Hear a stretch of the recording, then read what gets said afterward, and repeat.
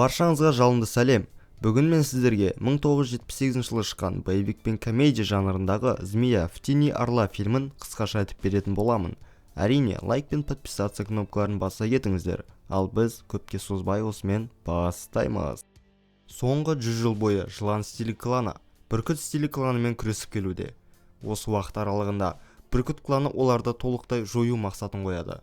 Киноның басында жылан стилі кланының соңғы мүшесі Мастер Ханг бүркіт кланының мастері Шен Куанмен жекпе-жекке шығады. Екеуі де кландардың стилін жоғары дәрежеде көрсеткенімен, Шен Куан одан мықтырақ болып шықты. Енді Мастер Хангты өлтіріп жатқанда, одан тағы бір Пай атты мастердің аман қалғанын естіп, Шен Куан оны іздеуге кетеді. Пай кедейшілікте өмір сүретін жасы келген мастер екен. Бір арқаннан жасалған төсекте ұйықтап жатқан кезінде оған үйдің иесі қасындағы күзетшісімен бірге басып кіреді. Сөйтсе, ол үйдің арендасын төлемеген екен. Оны қуып шықпақ болып үй иесі тінтей бастағанда, жыланды көріп шошып кетеді. Сол кезде Пай күріші бар ыдыспен таяқшаларын алып үйден қашып шығады. Сыртта ол бір топ бандиттерді кезіктіріп, олармен біраз төбелеседі. Қолында тек ыдысы мен таяқшасы бар Пай оларды қиналмай шашып тастайды. Қашып кеткен бандиттердің біреуін бүркіт кланының мастері тоқтатады. Әлгі бандит кунг-фу білетін шалдан қашып бара жатқанын айтқанда, ол оның жылан кланының мастері екенін сезеді. Оның артынан бармақшы болғанымен, әлгі шал оған дейін қашып кеткен еді. Осыдан соң бізді басты рөлдегі Чен Фумен таныстырады. Кішкентайынан жетім болған Ченді Ли атты ашушаң мастер асырап алған екен. Ли адамдарды кунг-фуға үйретем деп, олардан ақша алып, алдаумен айналысып күн көруде. Чен кунг-фу мектебінде жұмыс істесе де, Ли оны жаттығуға бір рет болсын жіберген емес. Оқушылардың әрекетін қайталап отырғанда, Ли оның артынан таяқпен бір ұрады да, Ченге екі жұмыс жасап, пол жуатын ұнтақтың үстінен әдейі таптап өтеді. Біраздан кейін Ли Ченді шақырып алып, оқушылардың көзінше оған өзінің білетін әдістерін көрсетпекші болады. Оны мысал ретінде ұрып сабайды. Оны аямай сабаған соң, Чен ренжіп кетіп қалады. Оған жанашырлық танытатын тек біреу ғана бар. Ол мектеп аспазшысы. Пай басқа кунг-фу мектебінің алдына келіп жайғасады. Іште атақты бизнесмен өзінің артық салмақты баласын кунг-фу мектебіне бермекші. Мектеп директоры өзінің оқушыларының қаладағы ең мықтылардың бірі екенін айтып жағымсымақ болғанымен, ол мектеп оның баласына жақпай қалады. Сонда баласы оқушылардың бірінен 3 кірпішті сындыруын сұрағанда, оқушылардың бірі келіп кірпішпен бірге өзінің қолында сындырып алады. Бұны біліп қойған баласы әкесіне арғы жақтағы Ли мектебіне баруды өтінеді. Олар кеткен соң оқушылар сыртта отырған шалды көріп, оны қумақшы болады. Оны құлатып ұрайын деп жатқандарында, ар жақтан Чен жүгіріп келіп оларды ажыратады. Оқушылар оны да ұрмақшы, бірақ Пай өзінің әдістерімен Ченнің артынан басқарып қорғанады. Алыстан орыс монахы төбелестің арасынан Пайды байқайды. Негізінде ол бүркіт кланы жіберген тыңшы болатын. Пай оны сезіп, ол жерден Ченмен бірге қашып кетеді. Чен Пайды өзінің мектебіне әкеліп оған шай беріп, оны осы жерде қалуын сұрайды. Осы кезде Ли әлгі бизнесменге өзінің мектебін мақтап жатқанда, баласы оған сенбей 3 кірпішті сындыруын сұрайды. Не істерін білмеген Ли одан да саған таза жекпе-жекті көрсетейін деп, қастарына Чен мен өзінің бір оқушысын шақыртады. Екеуі төбелесіп, Чен әдейі таяқ жейді. Өйткені белмесе, оны Ли тағы да бір аптаға тамақсыз қалдыруы мүмкін. Осылай бизнесменнің баласы осы мектепте оқуға келіседі. Әбден таяқ жеген Чен Пайға барып өзінің мұңын айтып кетіп қалады. Пайға аспазшы келіп, оның күнде осылай таяқ жейтінін айтқанда, Пай оның көңілін көтеретін бір нәрсе ойлап табады. Ченға барып, Пай басындағы ыдысты алып көр дейді. Сонда Чен қанша тырысса да қол жетпейді. Келесі таңда енді оянған Чен Пайдың кетіп қалған көріп іздей бастағанда, тамнан оның жазуын көріп сыртқа шығады. Пай оған арнап іздер салып кеткен екен. Чен бұның бәрі оны кунг-фуге үйрету үшін екендігін түсініп, тамда жазылған әдістеме бойынша жаттыға бастайды. Епті жігіт кунг-фуды аз уақыт аралығында меңгеріп алады. Бір кезде Пай көшеден әлгі монахты көреді де, оның артынан аңдай бастайды. Сөйтсе, бұның қақпан екенін түсініп, ол енді қашқай жатқанда, оны бүркіт кланының мастері мен монах тоқтатады. Бірақ оларды Пай алдап қашып кетеді. Сол күні бизнесмен баласының жетістіктерін көруге мектепке келеді. Ли Ченді шақыртып, оны пайдаланбақшы болғанымен, Чен Пайдан үйренгенін көрсетіп, оны құлатады. Ашу үстінде бизнесмен баласын ертіп мектептен кетіп қалады. Әрине, осы іс үшін Ченді ауыр жаза күтеді.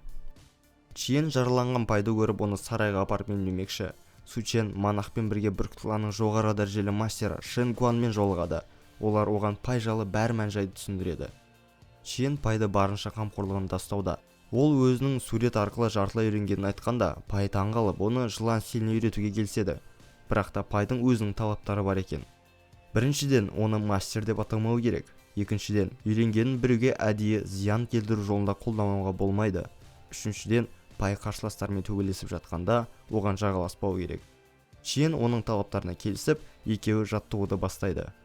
Күні-түні жаттығып, Чиен өзінің әдістерін дамытады. Бір күні Ли Чиеннің полды ерініп жуып отқанын көріп, ұнтақты таптап жүрмекші болғанымен, Чиен жылдамдығымен аяғының астына сүлгіні қойып үлгереді. Сол кезде мектепке көрші қарсылас мектеп басып кіреді. Ол мектептің басшысы кунг-фуден жаңа жеңімпаз екен. Ашуланған ол Лиді жекпе-жекке шақырады, өйткені одан басқа бәрі құрмет ретінде оған сыйлық жіберіпті. Ли мен досы бірге жабылса да чемпионды жеңе алмайды. Екеуі жеңілген соң оқушылардың бәрі оның артынан еріп көрші мектепке кетеді. Сол күні Чиен еден жуып жүргенде мектептің бұрынғы директоры келіп, мектептің кейпіне аң-таң болады. Одан бұл жерде не болғанын естіп, ашу үстінде қарсы мектепке тартады. Сол жердің чемпионын жекпе-жекке шақырып, екеуі басында теңде-тең төбелеседі. Бірақ соңына қарай ол жеңіле бастағанда, Чиен оны қорғау үшін оның орнына шығады. Чиен үйренген әдістерін еркін қолдануда. Бұны байқаған Шэн Куан Чиеннің әдістеріне қарап, оның жылан стилін пайдаланып жатқанын көреді. Оның естуінше жылан кланынан тек біреу қалғанға қарағанда, бұл жігіт оны білсе керек деп түсінеді. Чемпионды жеңген соң бәрі қайттан өз мектептеріне қайтады. Үйге келген Чиен пайдан хат келгенін көреді. Оның айтуынша ол бірнеше күнге болмайды екен. Чиен асығыс сарайға барса, пай кетіп қалыпты. Сол жерде Чиен Шэн Куанмен бірінші рет жолығады. Шэн оны пайдаланбақшы болып өзінің пайдың досымын деп таныстырғанымен, Чиен оған сеніп, пайдың қашан келетінін айтып бере салады. Үйіне қайтып келген Чиен жылан мен мысықтың төбелесін бақылайды. Жылан қанша қауіпті болғанымен, мысық одан мықтырақ екенін көріп, кунг-фуге мысық әдісін қосуды шешеді. Қалаға қайтар жолда пай өліп қалған Сученді көріп жақындағанда, Сучен оған пышақ лақтырады. Өлген сияқты кейіпте болған Сучен пайды өлді деп бара жатқанда, пай атып тұрып, екеуі біраз қырылады. Осылай пай Сученді өлтіріп қалаға қайтып келеді. Пайдың келгенін көрген Чиен асыр салып жүр. Аспазшыға барып шай дайындауды өтінгенде, аспазшы шайға әдейі уыз қосып беріп жібереді. Сол кезде Чиеннің есіне Шэн Куан түсіп, оны ертіп келсе, пай қашып кеткен екен. Шэн Куан оның ізіне түскенде, Чиен де одан қалыспайды. Бірақ Чиенді әлгі монах ұстап қалады. Монах оны өлтірмекші болғанымен, Чиен оны жылан стилімен бірнеше соққы жіберіп құлатады. Қашып бара жатқан пай Шэн Куанды кезіктіреді. Өзінің қашудан жалыққанын айтып, пай оны таза жекпе-жекке шақырады. Екеуі төбелесіп, пай жеңіледі. Оны енді өлтірге жатқанда, Чиен келіп құтқармақшы болады. Чиен Шэн Куанды жекпе-жекке шақырғанымен, пай оның әлі толық дайын емес екендігін айтып, тоқтатқысы келеді. Бірақ Чиен берілмей оны төбелесте өзінің жаңадан ойлап тапқан әдісін қолданып әзер жеңеді. Сол кезде күтпеген жерден аспазшы келіп, оны құшақтамақшы болып, пышағын алып шыққанда, пай оны ұстап үлгереді. Сол кезде аспазшы өзінің бүркіт кланының мүшесі екендігін мойындайды да, олардың біраз уақыттан соң өлетінін ескертеді. Өйткені ол шайға у қосқанын айтады. Сонда Чиен тұрып, ол шай ыстық болғаннан аспаздың ыдысына қайта төккенін айтады. Аспазшы өзі сол жерде өліп кетеді. Осылай пай Чиеннің жаңа әдісіне таңғалып, екеуі бірге мәз болып қайтады. Осымен біздің «Змея в тени орла» атты киномыз аяқталады. Джеки Чанның тағы да киноларын қаласаңыздар, комментарийге Джеки деп жаза кетіңіздер. Әрине, подписаться мен лайк кнопкаларын басуды ұмытпаңыздар.